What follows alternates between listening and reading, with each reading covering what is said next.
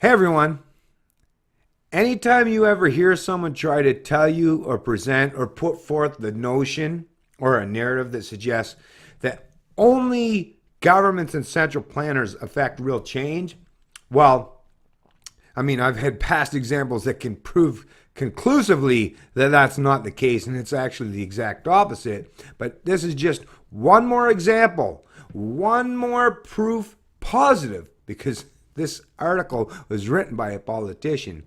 But this politician, well, because they're not in power, right? This is the thing. Political power does not change or affect the human psyche or the mindset. No, grassroots, you as an individual, talking with your friends, your family, being economically or socially astute and putting forth narratives that they can't deny or resist or offer a rebuttal to, that's what affects real change. Common sense. And common sense doesn't come from the political or ruling class. It comes from each and every one of us, right? And politicians are now coming to somewhat reflect that. But like I said, that's an after effect. That's the effect. The cause is the grassroots movements. It's the proper ethics. It's the proper morality. It's the proper principles put forth and presented by people such as myself that now politicians are realizing that, I got to hey, if you're a politician and all you got to sell is snake oil, and there's other people, such as myself, that aren't selling snake oil at all, they're just offering you, hey, truths, objective reasoning, and logic. Well, at some stage of the game, in the modern era that we live in, the intellectual or enlightenment era 2.0, I call it, the internet age, the information age, is they're realizing that shit, we can't rely on past historical dogma, mystical beliefs, mystical concepts, and the central planning model as a way to go forth and present our information or our narratives. So they're all coming around, like I said, whether it's liberals, the conservatives, well, the end dippers, the socialists, they'll probably never get there. But we're not going to worry too much about those fucks. We're not going to hurt on them. We're not going to hate on them. We're not going to fucking cause them any pain or suffering. You don't need to impose any pain and suffering on those types. They're already doing enough on their own, right? They impose their own hardships, right? And hardships on others. But this headline article, believe it or not, and this is from the Financial Post, and the headline is, "The politicians that poison us with poverty are the same ones who claim they have an antidote." That sounds fucking awesome. Actually, sounds like a headline from someone from the private sector. But no, let's continue on to see.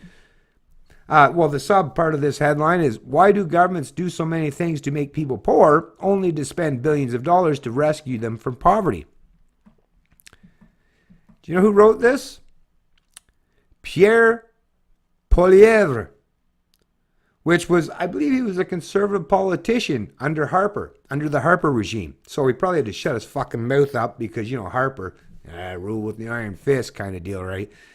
But now that the conservatives are no longer in power, right? Oh, is it weird? Is it strange? Although to me it's very obvious. The people that are in power, right, in the position of a pretense of authority, they seem to be a lot more honest with you than the ones that gain that position of authority. Let you ponder on that one for a minute too, right? So anyways, once again, it says, special to Financial Post by Pierre Poilievre. "Once upon a time, a doctor poisoned his patient. Just as the patient was starting to fall ill, the doctor quickly administered an antidote to save him. 'You owe your life to me,' the doctor told him. 'If I hadn't neutralized the poison, you'd be dead.' The patient asked, 'But why did you poison me in the first place?' Replied the doctor, 'If I hadn't, I would not have had the chance to save your life. And saving lives is my business.'" Oh, if that ain't a snake oil salesman tactic, I don't know what is. It's the same logic we see from governments that do so many things to make people poor, only to spend billions of dollars to rescue them from poverty. And this guy, like I say, he was a conservative MP. So, he's been in the belly of the beast. Sounds like someone that should know what he's talking about, right? And because he's not in a position of power or authority, he seems more willing to be more honest to you. Now, don't let that ever deceive you into thinking that, oh, if you give him power, that he's going to be any different, because like, it's just all about appealing. It's all about a sales tactic. But we got to really pay attention to what he's saying, because like I said, the insights come out. The truth comes out. That was the finding of a new report by the Conservative official opposition, following a 9-month cross-country House of Commons committee study on poverty reduction strategies. The committee heard from 162 witnesses on why people are poor and what can be done about it. Liberals and New Democrats each filed their own reports. So like I said, this is the people that have lost their positions of power or authority. So they're appealing to you, folks. They're selling that snake oil and they're hoping you'll buy.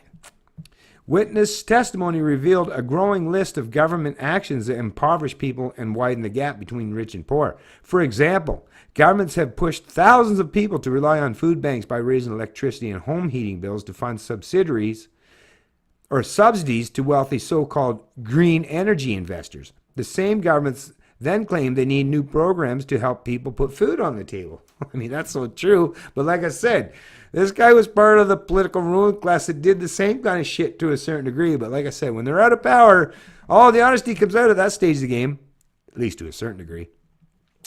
Municipal and provincial governments impose costly delays and red tape on builders, which Ken Green from the Fraser Institute says adds $20,000 to $60,500 to the cost of a housing unit. Those same politicians then lament that people can no longer afford to put a roof over their head, and so taxpayers need to pay more for affordable housing.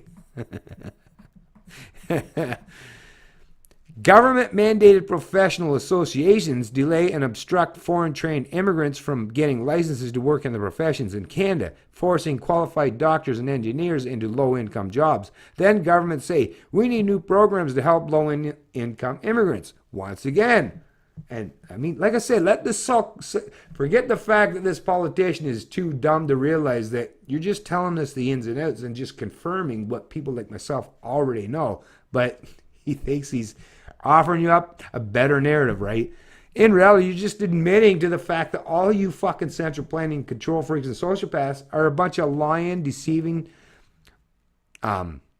control freaks that don't really care about anything other than gaining power over the masses, over their money, over the economy, over their social aspects, and over their mind. That's all you really care about. It's not like you fucking would change anything. Hey, you conservatives had all kinds of time. You had like a decade to try to... What'd you do? Oh, I remember all like bailouts and... Right. C-51. Yeah, you were all about limiting government. I don't condone anything that any of the establishment parties in Canada do, because, I mean, well, they're the establishment parties. They're all about giving you some kind of bullshit narrative to keep you indoctrinated into thinking that these are the people I need to help me going forward, right? It's always the same excuse. Basically, government, breaks your legs and hands you a crutch kind of deal, right? But, I mean, yeah, they're the ones that create all the problems. And then they rush in, say, hey, we'll fill the void. We'll create a situation where we can protect you from these bad politicians, these bad political endeavors, and we'll be much better at controlling, dictating, and managing, micromanaging your life. Such a fail. Governments impose high social assistance clawbacks and taxes on poor and disabled workers, so the harder they work, the less money they take home. A Library of Parliament report released last August showed that minimum wage earning disabled workers in some provinces lose as much as $1.15 to taxes and clawbacks for every extra dollar they earn from work.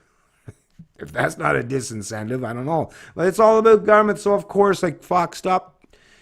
This is the thing, these people that work for government are all about government, are all about the mysticism of statism and into that ideology, that religion. It's like, well, stop fucking functioning in that religion. Take a step back from your indoctrinated mentality and you'll realize how fucking... Look at it from an objective observer looking in, right? Just think about when you're thinking about religions around the world or other political ideologies that you're completely against. And look at how ridiculous they sound. Well, they sound the fucking same. These politicians in Canada sound the same to an astute, objective observer, someone that's not part of the political elite or ruling class, someone like myself. I look at this like, you fuckers sound no different than fucking Kim Jong-un or Xi Jinping of China or fucking Putin or any of these central planning fucking troll freaks and social bastards. You're all just a bunch of fucking parasites trying to deliver some kind of message to the people to keep them subdued. And if that doesn't work, well, then you use the heavy-handed tactics. But you prefer to subdue them with mindless fucking bullshit or platitudes or offering the carrot once in a while, right? Oh, they're outraged. Let's give them a little something back. That's what these pieces of shit do. Don't listen to them even when they give you these platitudes. Say, hey, I know what you're all about. Hey, Pierre, I know what you're all about, man. Once you get in power, all of a sudden you will change once again back to being that authoritarian piece of shit that want to control and dictate and micromanage the lives of all these Canadians, the 36 million of us in this fucking country. So yeah, I'm not going to give you no freebies, no exceptions here. I recognize you for what you are. I'm going to take a page out of the book and realize that, hey, look at all the bullshit they wrote down. And I'm just going to point out and present to the people, look at the hypocrisy. Look at it. There it is. It's right there. You can't deny it. Don't look away. Even if you do, look back. Oh, it's still there. The equivalent of a negative wage. Worse, if they earn more income. They also lose their housing and drug benefits. That effectively bans them from working their way out of poverty. The solution, according to politicians, more government welfare programs. Speaking of welfare, corporate welfare transfers scarce resources from the poor and middle class taxpayers to the wealthiest 1%, such as Bombardier executives who got 50% pay hikes weeks after Trudeau's Liberals offered the company a $372 million taxpayer-backed handout. But you fuckers didn't have no problem. Like I say, when Harper was handing out money to all the big banks in Canada, and we know this, like look through my past videos. Matter of fact, I'll put a link to it in the description of this video so you can see, yeah, and GM and Dodge, and actually all kinds of like media outlets. You listen, Harper and his conservative cronies are just, they compete in how much more crony they can be to their liberal or NDP counterparts, but it's just that race to the bottom. So Pierre's like, oh, well, we were different. Listen, just because you pick different winners or losers, you're all fucking a bunch of central planners picking winners or losers rather than just letting the winners be winners and letting the losers be losers. In the natural order of things, winners would remain winners and losers would remain losers. In the political process, no, losers become the winners and winners become the losers. They turn natural fundamentals and proper incentives upside down and on their head. After transferring money from the working class to the super rich, governments then say we need redistribution programs to transfer the money from the rich to the poor. So, like I said, once again, this is a politician admitting all this stuff. Think about that for a second, right? The desperation. Can you smell it? In all these cases, governments claim to be the solution to the problems they cause. The new conservative report calls on the doctor to stop poisoning the patient and instead follow the ancient principles of medicine. First, do no harm. The title of the report. It proposes that the government end corporate welfare and other programs that transfer scarce funds to the rich from the rest. Remove all capital gains taxes on private company shares and real estate donated to charity. Pass a Make Work Pay Act that would reduce clawbacks and taxes so working always pays more than staying on social assistance. Eliminate carbon taxes that harm poor families and allow individual Aboriginals on reserves to get mortgages to their own homes just like everyone else so they can build collateral and credit history and replace poverty with property.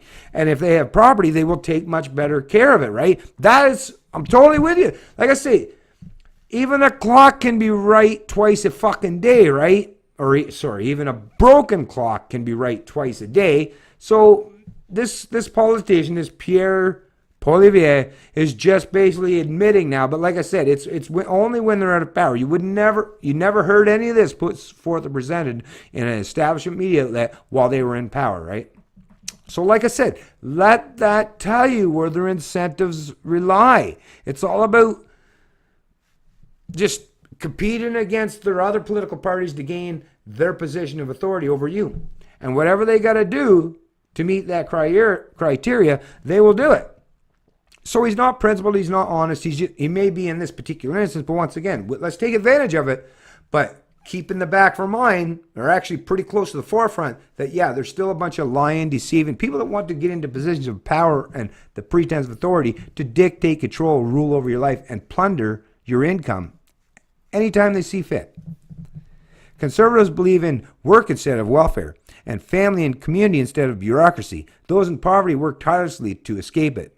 Their loved ones and charities never stop finding ways to work miracles to help them. Government should stand on the side, not in the way.